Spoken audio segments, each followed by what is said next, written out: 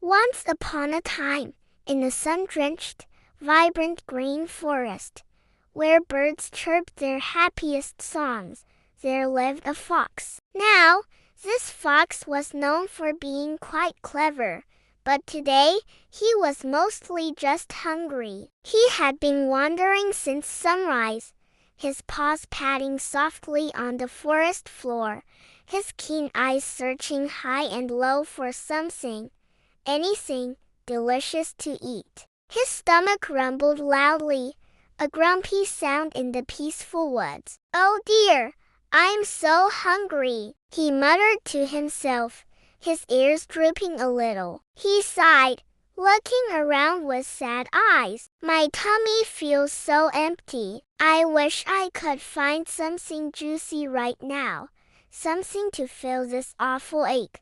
He pictured a plump berry, a sweet nut, anything to satisfy his craving. The sun was high in the sky, and his energy was starting to fade. It felt like his search was hopeless, just an endless walk through the trees. Then, just as he was about to give up and lie down for a nap, a glint of color caught his eye. He stopped, his ears perked up, and his nose twitched. Suddenly, the fox's eyes sparkled with excitement. Hanging high above him, climbing up a sturdy trellis, was the most beautiful bunch of grapes he had ever seen. They were big, plump, and a deep, shiny purple. The sunlight made them look like precious jewels dangling just for him. "Wow!" the fox exclaimed, his mouth already starting to water. "Look at those! Those grapes look so incredibly sweet and tasty. They're perfect. Just what I need to cure this rumbling in my tummy." He could almost taste their sugary juice bursting in his mouth. Hope surged through him, and his hunger felt even stronger now that a feast was in sight. Without a second thought, he crouched down, ready to claim his prize. Filled with renewed energy, the fox took a running start and jumped with all his might, stretching his paws towards the luscious grapes. But they were just a little too high. He landed back on the ground with a soft thud.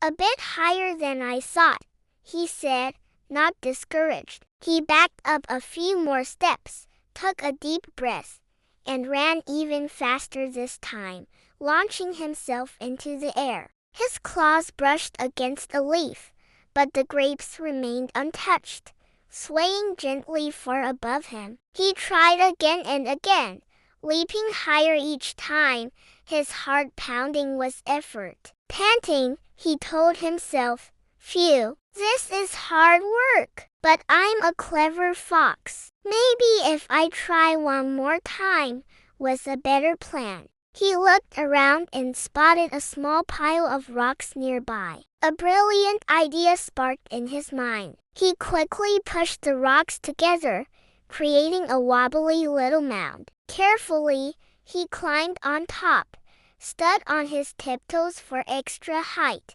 and took one final, desperate leap. But alas, it was no use. The grapes stayed just out of reach, taunting him. No matter how hard he tried, or how clever his plan was, he simply couldn't reach them. Exhausted and frustrated, the fox slid off his pile of rocks. He stared up at the grapes, his tail drooping. A new look crossed his face, not sadness, but anger. He puffed out his chest and snorted. "Humph! Who wants those old grapes anyway?" he said loudly to no one in particular. "They probably aren't even ripe.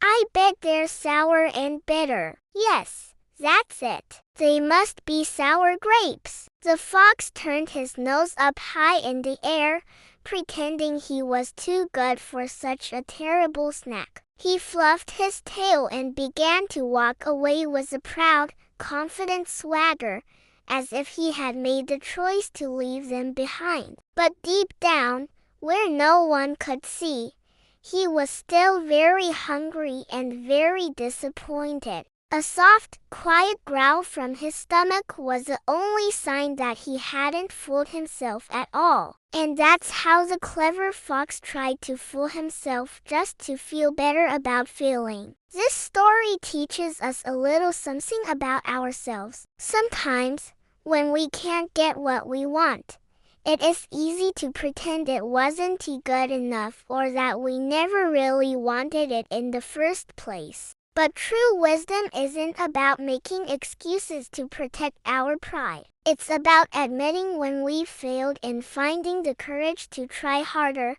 or smarter the next time. It's easy to despise what you cannot have. Thank you so much for joining us for this classic fable. If you enjoyed the story, please give this video a like and hit that subscribe button so you don't miss our next adventure. We'd love to see you again soon.